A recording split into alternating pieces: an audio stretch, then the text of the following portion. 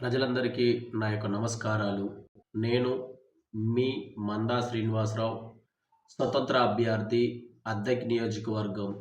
గత 2024 మే నెలలో జరిగిన ఎన్నికలకు నేను స్వతంత్ర అభ్యర్థిగా నామినేషన్ వేసి పోటీ చేశాను. నేను ఓడిపోయినప్పటికీ అనేక కార్యక్రమాలు చేపడుతూ ప్రజల సమస్యల పట్ల నేను పోరాటం చేస్తున్నాను. ప్రజలు నన్ను దీవించమని కోరుకుంటున్నాను. నా నాలుగు నుంచి వచ్చే ఈ మాటలు శ్రద్ధగా గ్రహించమని వేడుకుంటున్నాను. మీకు ఒక నాయకుడు అభిమానం, ఆ నాయకుడికి మీరు ఓట్లు వేయండి, అంతవాటికి సబబు. ఆ యొక్క పార్టీ జెండాలు మోయాలనుకుంటే మోయండి, అది కూడా సబబే. మీకు నచ్చిన నాయకుడికి మీరు ఓట్లు వేయించండి, ఇది సబబే. అలాగే వేలాది మంది వందలాది మంది చేత మీకు నచ్చిన నాయకుడికి ఓట్లు వేయించుకోవడం కూడా చాలా వాటికి సబబే. ఇది ఇలా జరుగుతూ పోతే ఎటువంటి నష్టం ఉండదు. కానీ ర్యాలీలు పేర్లతో అడ్డం వచ్చిన వారి ప్రతి ఒక్కరిని తిట్టుకుంటూ, నెట్టుకుంటూ, దూషించుకుంటూ, ఒకరినొకరు కొట్టుకుంటూ, అఘాయిత్యాలు పాల్పడుతూ ప్రమాదాలకు గురైనట్లయితే ఈ తల్లిదండ్రులు వారి యొక్క బాధ వర్ణనాతీతం. అది ఎవ్వరు కూడా తీర్చలేనిది, ఎవరు కూడా ఓదార్చలేనిది.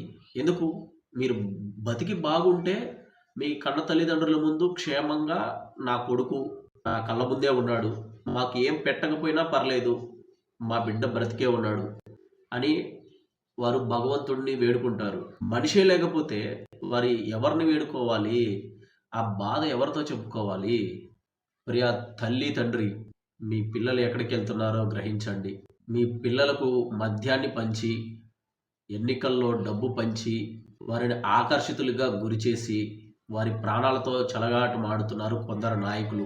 అలాంటి వాటిని మీరు గుర్తించి తల్లిదండ్రులారా, దయతో వారిని పంపించకండి. మీరు ఓట్లు వేయండి, మీ అభిమానం ఉన్న నాయకుడికి గెలిపించండి, గెలిపించుకోండి. ప్రియమైన సహోదరులారా, ఇప్పుడు మీరు చూస్తున్నారు ఈ యొక్క దృశ్యాలు. ఎంతోమంది ఆర్తనాదాలు ఒకసారి చూడండి. వారు ఏ విధంగా బిడలను కోల్పోయి ఉన్నారో, ర్యాలీలో ఆ విధంగా వారు మరణించారు. కన్న తల్లి ఏ విధంగా రోదిస్తుందో, బిడలు ఏ విధంగా దుర్మరణం చెందారో, యొక్క పార్టీలు వారు మాత్రం బాగానే ఉన్నారు. మద్యం పోసిన వారు బాగానే ఉన్నారు. డబ్బు ఇచ్చి ర్యాలీలు తిప్పించుకున్న వారు బాగానే ఉన్నారు. కానీ ప్రియమైన సోదరులారా, ఒకసారి చూడండి. ఒక తల్లి తన బిడ్డ శవంపై పడుకొని లెగోమని ఎలా రోదిస్తుందో ఒకసారి ఆలోచించు. రేపు ఈ పరిస్థితి నీకు నీ తల్లికి రాకూడదు. నీ తల్లి నీ శవం మీద పడుకొని ఏడ్చే రోజు రాకూడదు. ప్రియమైన సహోదర, దయతో ఆలకించు.